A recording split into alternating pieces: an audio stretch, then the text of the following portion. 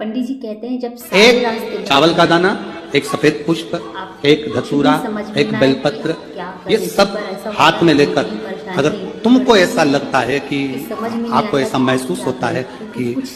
मेरी सारी राहें बंद पड़ी हुई है और मैं जिस काम में हाथ डालता हूँ वो काम आज होता ही नहीं, दिन लग जाते हैं, जब भगवान मेरी सुनता नहीं, सब राहें बंद है मेरी, कोई रास्ता सूझ ही नहीं रहा। अगर मैं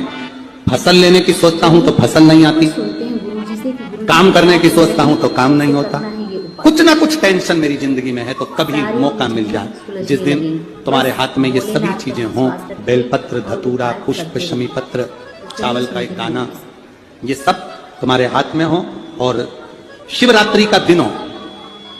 12 महीने कोई सी भी शिवरात्रि का दिन हो, उसी शिवरात्रि के दिन जिस दिन आप दोपहर में मंदिर चले